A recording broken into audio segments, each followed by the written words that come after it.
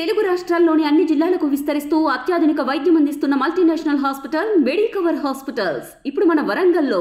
రాష్ట్రంలో కాంగ్రెస్ పార్టీ అధికారంలోకి రావడానికి 6 గ్యారెంటీలను అమలు చేయడం జరిగింది. అందులో భాగంగా వారు ఇచ్చినటువంటి మేనిఫెస్టోను ప్రజలు ఆదరించి కాంగ్రెస్ పార్టీని అధికారంలోకి తేవడం జరిగింది.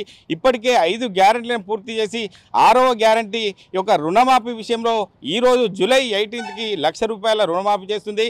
ఇంకా 10 రోజుల్లో 1,50,000 రుణమాఫీ చేస్తుంది. అదేవిధంగా ఆగస్టు 15 వరకు 2 లక్షల రుణమాఫీ చేస్తున్న నేపథ్యంలో దానికి సంబంధించి రాష్ట్రంలో రైతులందరూ కూడా ఆ యొక్క సంతోషం వ్యక్తం చేస్తున్న పరిస్థితులు మనం చూస్తున్నాం. ఇప్పటికి దానికి సంబంధించి ఎక్కడ చూసినా కూడా రైతులు కళ్ళల్లో ఆనందం చూస్తున్న పరిస్థితులే చూస్తున్నాం. ఎందుకంటే పాలాభిషేకాలతో పాటు వారు ఎంతో ఆనందంగా స్వీట్స్ పంచుకుంటూ సంబరాలను చేసుకున్న పరిస్థితులు గ్రామాల్లో కూడా నెలకొన్నాయి. దానికి సంబంధించి రాష్ట్ర నాయకులు చక్రధర్ గౌడ్ మనతో ఉన్నారు. చెప్పండి సార్, అంటే ఇప్పటి వారి పరిస్థితి చూస్తుంటే రైతుల కళ్ళలో ఆనందం చూస్తున్నాం. రైతులు ఏమంటున్నారు మీతోని? ఒకప్పుడు రాజశేఖర్ రెడ్డి పాలన అని మనం చెప్పుకున్నాం చూడండి, దానికంటే అద్భుతమైన పాలన జరుగుతుంది. వచ్చి సంవత్సరం కూడా కాలేదు, ఎన్నో ఛాలెంజెస్. అప్పులతో ఉన్న తెలంగాణలో సంక్షేమం అనేది చాలా కష్టమైన విషయం. అయినా కానీ వ్యయప్రయాసాలకు ఓర్చి ఈరోజు రేవంత్ రెడ్డి గారు ఒక సాహసోపేతమైన నిర్ణయం తీసుకున్నారు. మామూలు విషయం కాదు. రైతు రుణమాఫీ అనేది ఒక చాలా టాస్క్. ఒకప్పుడు రైతులకు మెసేజ్లు వచ్చినాయి కేసీఆర్ ప్రభుత్వంలో, మీ యొక్క అకౌంట్లో 97,000 జమ అయినాయి, 95,000 జమ అయినాయి, ఎవ్వరికి రూపాయి రాలే. అంత అబద్ధమే. కానీ ఇవాళ చెప్పిండు చేసిండు. రేవంత్ రెడ్డి అంటే చెప్తాడు చేసే విశ్వసనీయతకు మరో పేరుగా ఇవాళ రేవంత్ రెడ్డి గారు మాలాంటి యువతకి ఇన్స్పిరేషన్గా నిలిచిండు. మాది కూడా ఫార్మర్ ఫస్ట్ ఫౌండేషన్ గతంలో పెట్టి ఎన్నో కార్యక్రమాలు చేస్తే అప్పటి ప్రభుత్వం మమ్మల్ని జైలు వేసింది. కానీ ఇప్పటి ప్రభుత్వం మాకు అండగా నిలబడి ఇంకా సంక్షేమానికి ముందుకెళ్లాలని నేర్పిస్తుంది. ఇది ఖచ్చితంగా రైతు ప్రభుత్వం. రైతుల కళ్ళల్లో ఇలా ఆనందం చూస్తున్నాం. మేము కూడా చాలా సంతోషంగా ఉన్నాం. రైతు పక్షపాతిగా నేను చాలా గర్వంగా ఫీల్ అవుతున్నా ఇలా కాంగ్రెస్ పార్టీలు ఉన్నందుకు.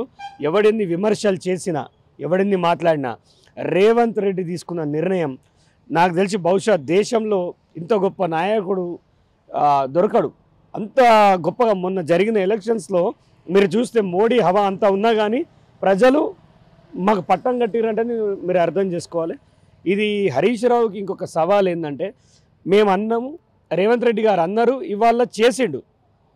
ఇవాళ నువ్వు రాజీనామా ఏ రోజు ఇస్తావో మాకు చెప్పు. నీకు విశ్వసనీయత నిజంగా ఉంటే నీకు ఈ డిఎస్సి అని వానివిని రెచ్చగొట్టుడు ఆపేసి ఇవాళ నువ్వు అన్కండిషనల్గా క్షమాపణ చెప్పాలి. రేవంత్ రెడ్డి గారి మీద నువ్వు ఏవేవైతే మాట్లాడినావో అన్కండిషనల్గా నువ్వు క్షమాపణ చెప్పాలి.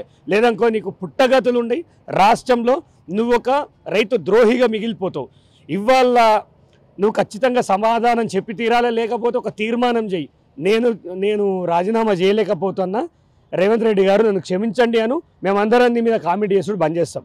ఖచ్చితంగా రేవంత్ రెడ్డి గారు 15 ఆగస్టు లోపల మిగతా అందరికీ ఎవరెవరైతే 2 లక్షల రుణమాఫీ ఏదైతే చేస్తా అన్నాడో 3 విడతల్లో ఖచ్చితంగా చేస్తారు.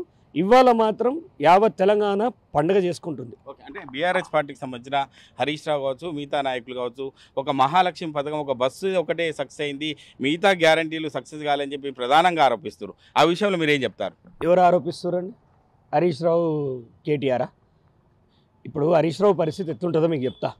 ఆయన సైన్స్ ఎగ్జామ్కి పోయి సోషల్ రాసొస్తాడు. రాసొచ్చి అన్నకి ఇదేం నేను సోషల్ రాసినావు కదా, సైన్స్ ఎగ్జామ్ 2 ఇంగ్లీష్లోనే ఉన్నాయి కదరా అంటాడు. ఆయన నాలెడ్జ్ అది. ఆయన జీవోల మీద మాట్లాడుతుండు. ఆయన జీవో అంటే గెట్టింగ్ ఆపర్చునిటీ అనే టైపు. గవర్నమెంట్ ఆర్డర్ని ఒకప్పుడు వాళ్ళ ఆపర్చునిటీస్ కోసం వాడుకున్నారు. అదంతా కేటీఆర్ హరీష్ రావుకి విలువలేదు. ఇవాళ విలువలేదు. పోరగళ్ళని రెచ్చగొడుతురు, మరొక మారణ హోమానికి సిద్ధమవుతారు. అన్ని పథకాలు అద్భుతంగా ఉన్నాయి. ఎవడన్నా రోడ్డు మీదకి డిఎస్సి వాళ్ళు ఎంతమంది వచ్చిరండి? ఎంతమంది ఉద్యోగం చేస్తారు? ఎంతమంది అభ్యర్థులు ఉన్నారు? ఇదంతా ఒక పెయిడ్ బ్యాచ్. సరే, ఒక 4-5 నొచ్చుకోవచ్చు. ఒక 4-5 కోసం సిస్టమ్ మారదు కదా. చాలామంది అభ్యర్థులు 10 ఏళ్ల నుంచి రిక్వెస్ట్ చేసిరు. ఇవాళ ఖచ్చితంగా అద్భుతంగా జరుగుతుంది పాలన అనడానికి మొన్న ఎంపీ సీట్లు సరిపోవా? రామమందిరం అని అంతా కొట్లాడుతుంటే మన దగ్గర అద్భుతంగా మనకు తీర్పిచ్చేసారు ప్రజలు. స్థానిక సంస్థల ఎలక్షన్స్లో చూడండి, నీకు చేతనైతే హరీష్ రావు ఈ ప్రజా సమస్యల మీద కొట్లాడు, కానీ అధికారం లేదని చెప్పేసి రేవంత్ రెడ్డి మీద పిచ్చి పిచ్చి మాటలు మాట్లాడితే జనం మీ పార్టీని మిమ్మల్ని బొంద పెడతారని చెప్తున్నా. ఓకే, అదే కాకుండా ఫస్ట్ ఫార్మేషన్ ద్వారా మీరు ఎన్నో సేవా కార్యక్రమాలు చేస్తున్నారు. ఇప్పుడు రైతులకు ఇటువంటి ఒక ఆనందం విషయం తెలవడం వల్ల ఏం చెప్తారు చివరగా మీరు?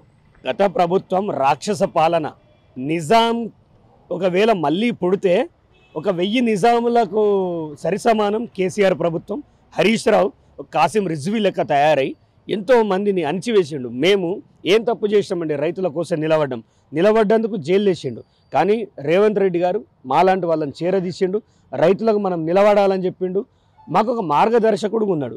ఇవాళ వాళ్ళు చేసిన 10 ఏళ్ల పీడ, ఆ పీడ ఇంకా ప్రజల మనసులోకి వెళ్ళి పోతలేదు. ఆ గాయాలు ఇంకా జనం లోపల ఉన్నాయి. నన్ను అడిగితే రేవంత్ రెడ్డి గారికి ఒక విన్నపం ఏంటంటే, ఇంకా ఆలోచించకుండా ఈ మూర్ఖులు ఇద్దరు కేటీఆర్ హరీష్ రావుని జైలు వేస్తే ప్రజాపాలన ఖచ్చితంగా కొనసాగుతుంది. లేకపోతే యాగం చేస్తుంటే రాక్షసులు కదా అడ్డుకున్నట్టు ఈ ఇద్దరు దుర్మార్గులు సమాజానికి చీడపురులు, ఈ బిల్లారంగా గారిని జైలు వేస్తే తప్ప ఈ సమాజం బాగుపడదని నేను చెప్తున్నాను. అంటే ఇచ్చిన గ్యారంటీలను ఇప్పటికే 5 పూర్తయినాయి. ఇప్పుడు 6 రుణమాఫీకి సంబంధించి 3 దఫాలుగా కూడా రేవంత్ రెడ్డి సర్కార్ పూర్తి చేయబోతుంది. కానీ రాబోయే రోజుల్లో దీనికి సంబంధించి చూసుకున్నట్టయితే ఈ బీఆర్ఎస్ పార్టీ నాయకులు చేస్తున్న మాటలను ఎవరు కూడా పట్టించుకోవద్దు. రైతుల కళ్ళలో ఆనందాన్ని చూస్తున్నాం, మాకు ఎంతో సంతోషంగా ఉందని చెప్పి ఒక చక్రధర్ గౌడ్ గారు చెప్తున్నారు. కెమెరామెన్ ఎల్లోర్తో మహేష్, RTV, ఉమ్మడి మెదక్ జిల్లా. మరిన్ని వీడియోస్ కోసం ఛానల్ ని సబ్స్క్రైబ్ చేయండి. లేటెస్ట్ అప్డేట్స్ కోసం వాట్సాప్ ఛానల్ ని ఫాలో చేయండి.